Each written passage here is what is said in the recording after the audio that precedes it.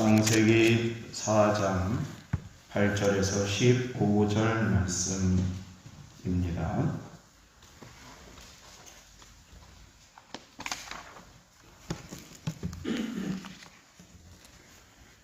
창세기 4장 8절에서 15절 말씀입니다. 가인이 그의 아우 아벨에게 말하고 그들이 들에 있을 때 가인이 그의 아우 아벨을 쳐 죽이니라. 여호와께서 가인에게 이르시되 내 아우 아벨이 어디 있느냐? 그가 이르되 내가 알지 못하나이다. 내가 내 아우를 지키는 자니이까. 이르시되 내가 무엇을 하였느냐? 내 아우의 핏소리가 땅에서부터 내게 호소하느니라. 땅이 그 입을 벌려 내 손에서부터 내 아우의 피를 받았은즉 내가 땅에서 저주를 받으리니 내가 밭을 갈아도 땅이 다시는 그 효력을 내게 주지 아니할 것이요 너는 땅에서 피하며 유리하는 자가 되리라. 가인이 여호와께 아뢰되 내 짐을 지기가 너무 무거우니이다. 주께서 오늘 이 지면에서 나를 쫓아내시온즉 내가 주의 낯을 배웁지 못하리니 내가 땅에서 피하며 유리하는 자가 될지라. 물은 나를 만나는 자마다 나를 죽이겠나이다. 여호와께서 그에게 이르시되 그렇지 아니하다. 가인을 죽이는 자는 벌을 7배나 받으리라 하시고 가인에게 표를 주사 그를 만나는 모든 사람에게서 죽임을 면하게 하시니라. 아멘. 할렐루야. 서로 인사 나누실까요? 사랑합니다. 반갑습니다. 성경의 첫 말씀인 창세기는 세상의 기원과 또 모든 것들의 시작을 나타내 보여주고 있습니다. 사람 만물의 창조에 하나님의 은혜도 이 안에 들어있지만은 안타깝게도 죄의 시작이 또 이 창세기 안에 들어있기도 합니다. 첫 번째 사람이었던 아담은 선악과를 따먹음으로 말미암아 하나님 앞에 죄를 지었고요. 두 번째 가인은 동생 아우를 죽임으로 말미암아 사람과 사람 사이에 죄를 짓게 됩니다. 아담아 내가 어디 있느냐라고 하는 물음 속에 아담은 내가 벗었으므로 숨었습니다 라고 하는 그러한 대답을 합니다. 뱀이 하와를 유혹할 때 이것을 따먹으면은 내 눈이 밝아져 하나님처럼 될 것이다 라고 하는 유혹을 합니다. 그 말대로 아담과 하와가 선악과를 따먹었을 때 눈이 밝아졌어요. 자기들의 벗은 모습을 보았던 것입니다. 그런데 하나님과 같이 될 것이라고 하는 말은 유혹이었고 거짓이었습니다. 선악과를 따먹은 결과는 그들의 눈이 밝아졌고 그들이 벗은 모습을 발견하였고 부끄러워서 어찌할 바를 몰랐던 것입니다. 선악과를 따먹고 눈이 밝아진 아담과 하와는 무화과 잎으로 자신의 몸을 가렸다고 하였습니다. 둘이서 치마를 분명히 해입은 후였지만은 하나님의 부름 속에 내가 벗었으므로 부끄러워서 숨었습니다 라고 하나님께 아뢰입니다. 히브리서 4장 13절의 말씀에 지으신 것이 하나라도 그 앞에 나타나지 않음이 없고 오직 만물이 우리를 상관하는 자의 눈앞에서 벌거벗은 것 같이 드러나리라. 할렐루야. 하나님 앞에서 우리는 숨길 게 하나도 없습니다. 못 숨기죠. 벌거벗은 것 같이 드러나는 겁니다. 선악과는 율법을 상징한다고 합니다. 하나님이 인간에게 주신 율법은 바로 거울이라고 했는데요. 율법을 통해서 우리는 선과 악이 무엇인지를 알게 됩니다. 그래서 나의 부끄러운 모습을 볼 수 있게 만들고요. 죄를 깨닫게 합니다. 그런데 그 율법을 아무리 잘 지키고 정진한다고 할지라도 나의 죄를 가려줄 수는 없는 것입니다. 어떤 종교에서는 자기의 죄를 씻기 위해서 1000번이나 1800번, 1800번 절을 올린다고 합니다. 시주를 공양미 300석 정도 해야지 용서함을 받는다고 합니다. 벽을 향해서 참선을 해야지만이 자기의 부끄러움이 가려진다고 하고 도를 깨닫는다고 합니다. 어떨 때에는 방생을 하여서 잡았던 물고기나 잡았던 거북이를 내어 살려주어야지만이 죄를 씻는다고 합니다. 선행을 하고 때로는 고행을 하고 이런 것이 제 자신의 죄를 씻는다고 생각합니다. 그런데 이 모든 것이 자신의 죄를 결코 씻을 수 없음은 우리는 성서를 통해서 알 수 있습니다. 우리의 죄를 씻는 길은 오직 하나님의 은혜, 예수 그리스도의 은혜만이 우리의 죄가 씻겨짐을 기억하시기 바랍니다. 하나님이 아담이 벗은 모습 속에 그 후에 하나님은 아담을 가려주기 위해서 짐승을 잡아서 가죽옷을 지어 입혔다라고 합니다. 죄를 씻기 위해서는 누군가의 피가 필요하고 누군가의 희생을 통하여서 죄가 가려진다는 것입니다. 하나님 앞에서 인간의 부끄러운 선악의 문제는 오직 예수의 피로만 가려줄 수 있음을 이 창세기에서부터 보여주고 있습니다. 로마서에서 사도 바울은 오직 예수 그리스도로 옷 입어라 라고 말씀합니다. 고린도후서에서 사도 바울은 이렇게 입음은 벗은 자들로 발견되지 않게 하기 위함이다 라고 합니다. 누구에게 발견해? 하나님 앞에 벗은 자들로 발견되지 않기 위해서 예수 그리스도의 옷을 입어라 라고 말씀합니다. 예수님의 가죽옷을 내가 입어야 하나님 앞에서 벗은 자로 발견되지 않음을 기억하시기 바랍니다.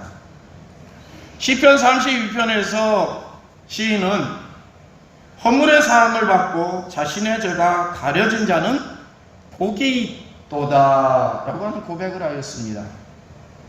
시인도 역시 자기가 저지른 죄에 대해서 많은 참회를 하였고 그 죄를 해결해 주실 것은 하나님의 가리움이라고 하였습니다. 그리고 그 가리움을 받은 자는 복이 있는 자다라고 하는 말씀입니다. 우리는 참된 복이 무엇일까? 1년의 시작점에서 복을 구합니다. 그 복 가운데 대부분에는 물질이 들어있습니다. 명예가 들어있습니다. 남보다 더 앞서는 것이 들어있습니다. 이것을 복으로 쉽게 구하고 간주합니다. 그런데 성경에서의 진정한 복은 하나님과 동행입니다.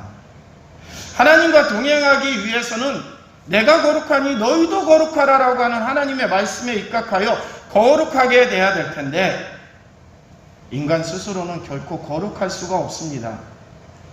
아담이 무화과 나뭇잎으로 자신의 부끄러움을 가렸지만은 하나님 앞에서 자신들의 모습이 당당하지 못하고 부끄러워서 숨었습니다 라고 고백할 수밖에 없었습니다. 오직 하나님이 가려 주셔야지만이 우리의 죄와 허물은 가려질 수 있고 하나님의 은혜 속에 살아갈 수 있음을 믿으시기를 바랍니다. 마태복음 22장에서는 예수님이 천국잔치에 대해서 말씀하실 때 주인이 예복을 마련해 놓았지만은 그 예복을 입지 않고 잔치 자리에 온 사람을 쫓아낸 말씀이 들어 있습니다. 하나님의 은혜로 우리에게 거룩한 옷, 예수 그리스도의 옷을 제공해 주시지만은 그것을 입느냐 마느냐의 선택은 바로 저와 여러분에게 있습니다. 그것을 입지 않은 것은 하나님의 진노의 대상이 될 수밖에 없음을 예수님은 말씀해 주셨습니다. 사랑하는 성도 여러분, 예수님의 은혜, 하나님의 은혜로 우리에게 주어지는 그 거룩한 가리움, 그 사랑을 기억하시고 오늘도 그 사랑에 힘입어서 간구하고 살아가는 저와 여러분이 되시기를 축원합니다. 두 번째 살인자였던, 죄를 저질렀던 가인은 동생 아벨을 미워했습니다. 그래서 죽였습니다. 그러면서 하나님 앞에 제가 아우를 지키는 자입니까? 라고 하면서 항변합니다. 우리에게 주어진 사명이 무엇일까요? 첫 번째, 아담은 하나님께 가까이 갈 사명을 잃어버렸습니다. 그리고 가인은 사람과 가까이 할 사명을 잃어버립니다. 십계명에 두 가지의 계명이 나오죠. 두 부류로. 하나님을 사랑하고 이웃을 사랑하라. 이것이 율법의 완성이고 십계명의 핵심이다라고 말씀하셨습니다. 예수님이 이런 가르침을 하실 때 아담이 저질렀던 하나님께 향한 죄, 가인이 저질렀던 사람을 향한 죄, 이 모든 것이 이 계명을 지키는 우리들에게 가장 중요한 해결점이어야 한다는 겁니다. 아담아 어디 있느냐 물으셨던 하나님은 이제 가인에게 가인아 내 아우 아벨이 어디 있느냐 라고 묻습니다. 수평적 관계를 묻고 계신 것입니다. 가인은 안색이 변했고 그의 속마음이 드러나고 있습니다. 이때 하나님은 죄의 소원은 내게 있으나 너는 죄를 다스려라 라고 합니다. 죄의 소원, 시기, 질투, 미움이 가득한 소원들이 우리에게 있습니다. 하나님은 이것을 다스려야 한다라고 말씀합니다.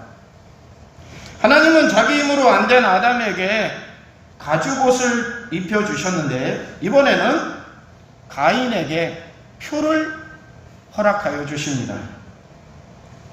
다른 사람에게 해를 당하지 않고 다른 사람에게 죽임을 당하지 않는 기가 막힌 표를 하나님이 은혜로 베풀어 주십니다. 할렐루야. 사람에게 주셔서 죽임을 당하지 않는 표가 성경에 나오는데요.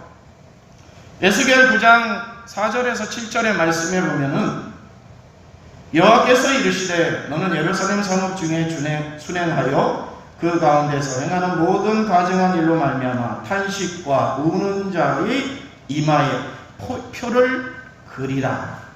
그들에게 대하여 내 귀에 이르시되 너희는 그를 따라 성읍 중에 다니며 불쌍히 여기지 말며 긍휼을 베푸지 말고 쳐서 늙은 자와 젊은 자와 처녀와 어린이와 여자를 다 죽이되 이마에 표 있는 자에게는 가까이 하지 말라. 하나님이 범죄한 백성들을 심판하실 때 다 죽여라 라고 했습니다. 불쌍히 여기지 말고 안타까워하지 말고 다 죽여라 라고 했습니다.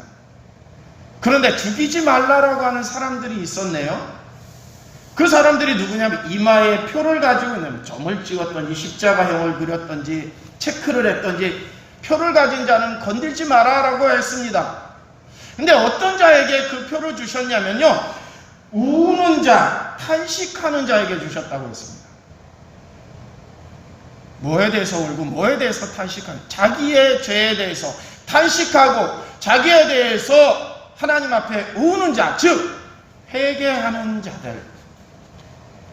하나님은 세상을 여러 번 심판하시러 오셨는데요, 그 심판의 대상을 넘어가는 길은 바로 회개밖에 없음을 우리는 기억해야 합니다. 탄식하는 사람에게 이마표를 하라고 합니다. 예루살렘 다른 거민들은 다 심판하는데 이 표를 받은 자들은 기가 막히게 살아남습니다. 요한계시록에서 또 비슷한 말씀이 나오는데요. 이르되 우리가 우리 하나님의 종들의 이마에 인치기까지 땅이나 바다나 나무들을 해하지 말라 하시더라. 예, 하나님이 심판을 하시는데 하나님이 원하는 자를 인치기까지 그 심판을 잠시 보류하신다라고 하는 말씀이 나옵니다. 그러면서 계시록 9장 4절에 그들에게 이르시되 땅의 풀이나 푸른 것이나 각종 수목은 해하지 말고 오직 이마에 하나님의 인침을 받지 아니하는 사람만 해하라. 이렇게 하나님이 명령하신답니다. 하나님의 심판이 임하는데 이마에 하나님의 인 맞지 아니한 사람들만 해하라고 말씀합니다. 하나님이 인정한 그 사람은 해치지 말라고 하는데 지금 가인에게 주는 표가 바로 하나님의 인정입니다. 어떤 학자들은 이 인을 뭐라고 하나님이 이마에 표를 주셨을까? 사람들이 다 알아보게 이렇게 해석하는 학자들도 있고요. 하나님이 이 가인에게 성령을 주셨다라고 해석하는 사람이 있습니다. 그래서 성령을 주셨기 때문에 성령의 마음을 가지고 이제 세상으로 나가니 가인이 전에는 시기와 질투와 분냄으로 인해서 가인 동생인 아벨을 죽였지만 이제 성령의 마음으로 선하게 살아가니 선한 자에게 사람들이 적대시하지 않는다는 거죠. 가인이 두려웠던 것은 사람들이 나를 죽일까봐 두려웠던 건데 사람들은 어떤 사람을 죽입니까? 저놈이 나와 경쟁 상대이구나 라고 생각할 때 죽입니다. 시기와 질투. 저놈이 나보다 잘났구나 라고 할 때 그것을 빼앗으려고 죽입니다. 저놈이 나에게 기분 나쁘게 하니까 내가 화나서 죽입니다. 이것이 세상의 죄악이죠. 가인이 이제 선한 마음을 가지고 참고 인내하면서 살아가게 될 터이니 하나님의 성령의 표를 받아서 살아가게 될 터이니 가인아 너는 이제부터 안전하다. 근데 혹 너를 죽이려고 하는 자가 있을 것이다. 세상이 악하기 때문에. 그러면 내가 그들에게 7배의 죄를 더 물으리라. 할렐루야. 이것이 선한 자를 악하게 대하는 자에 대한 하나님의 심판을 말씀하고 계신 겁니다. 가인은 마음속에서 형제를 미워하고 시기하는 이 안색까지 변하는 심판의 죄의 소원이 있었습니다. 그런데 가인은 그것을 자신의 힘으로 다스리지 못합니다. 그래서 아벨을 죽이고 말았고요. 그 결과는 두려움입니다. 이런 가인을 가만두면 죄의 소원이 마음에 있으므로 사람과 싸울 것인데 하나님은 가인을 인침으로 말미암아 탐욕의 생각, 미워하는 생각, 육신의 생각을 버리도록 만드셨던 겁니다. 하나님이 성령으로 가인의 마음에 인쳐 보증하심으로써 성령의 감동이 그를 감싸게 됩니다. 하나님은 우리에게 두 가지의 큰 기준을 주시죠. 하나님을 사랑하라, 이웃을 사랑하라. 우리는 하나님을 사랑하는데 많은 부족함이 있지만 어느 정도 행하고 계십니다. 그러시죠? 그렇다고 생각하시면 아멘 해보실까요? 지금 예배를 드리는 것도 하나님을 향한 은혜에 대한 행위죠. 그러니까 하나님을 사랑하고 있는 겁니다. 그런데 두 번째는 참 약해요. 이웃을 내 몸과 같이 사랑하라. 아버지로부터 이웃 형제까지 사랑하는 것이 참으로 어렵습니다. 그 안에는 시기와 질투가 있습니다. 그런데 하나님은 위로 향한 하나님의 계명만 지키라고 요구하신 것이 아니라 옆으로 향한 사람과의 계명도 꼭 지킬 것을 말씀합니다. 이것을 같이 지켜야 바로 하나님이 주시는 계명에 대한 완성이라고 말씀합니다. 오늘 명절이 되면은 우리는 가족과 함께 모입니다. 어떤 가족들은 마련해 놓은 예배 자료를 가지고 와서 가족과 예배하기도 합니다. 그렇지 않더라도 기도하면서 가족에 대한 소원을 하나님 앞에 아뢰면서 명절을 보낼 겁니다. 위로 향한 하나님의 계명은 잘 지켜지게 됩니다. 노력만 하면 지켜지게 됩니다. 문제는 옆으로 향한 형제와 이웃에 향한 계명이 참 어렵습니다. 예배는 드리지만 서로 제사와 예배의 갈등에 의해서 다투는 경우가 많이 있습니다. 그러면서 함께 모이지도 않고 오는 것을 꺼려하기도 하고, 가인이 아벨을 미워해서 죽인 것처럼 우리가 지금 현재를 살아가면서 우리 형제나 이웃을 향해서 미워하고 꺼리고 있다고 하면 두 번째 가인이 범죄한 것을 우리도 지금 범죄하게 되는 겁니다. 명절을 맞이하는 것은 하나님의 은혜를 기억하면서 맞이하는 겁니다. 부디 하나님과의 관계를 올바로 하시고 두 번째 이웃과의 관계도 원만하게 하셔서 이번 명절은 죄악에 물들지 않는 명절이 되시기를 바랍니다. 그래야 하나님의 은혜로 아담을 용서하셨고 가인을 보호하셨던 것처럼 우리도 그 하나님의 은혜에 동참하게 될 줄로 믿습니다. 기도하시겠습니다. 은혜로 저희는 삽니다. 아버지 하나님, 오늘도 그 은혜를 기억하게 하시며 말씀을 듣고 우리의 자신을 점검하고 변화시킬 수 있게 인도하심을 감사를 드립니다. 명절이 다가오면 신앙인이나 비신앙이나 참 무거운 경우가 있습니다.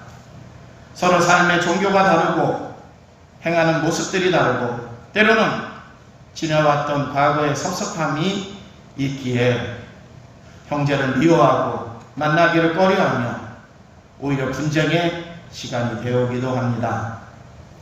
하나님이 주신 복된 가정에서 신앙이 다르다고 해서 많은 미워하는 것들이 지금까지 일어났다고 하면 이번 명절에는 서로 화해하며 서로 보듬어주며 서로 참고 인내하는 복된 명절이 될 수 있도록 인도하여 주시옵소서.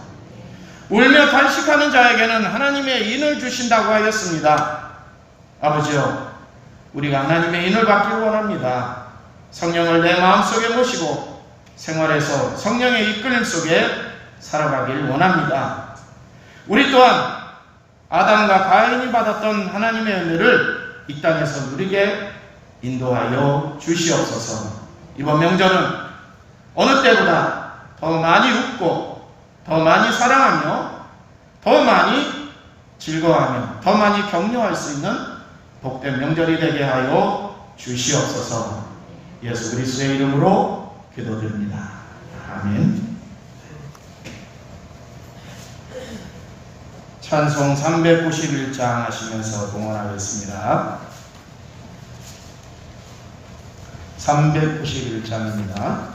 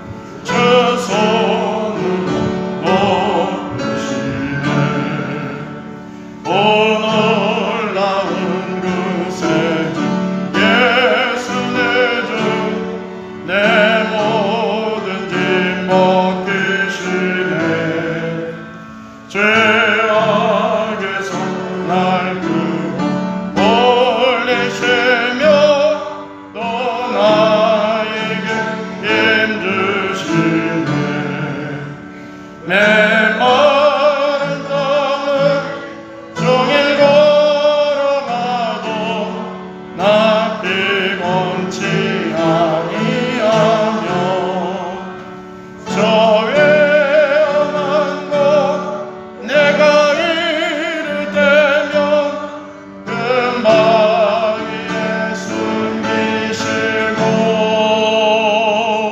주 손으로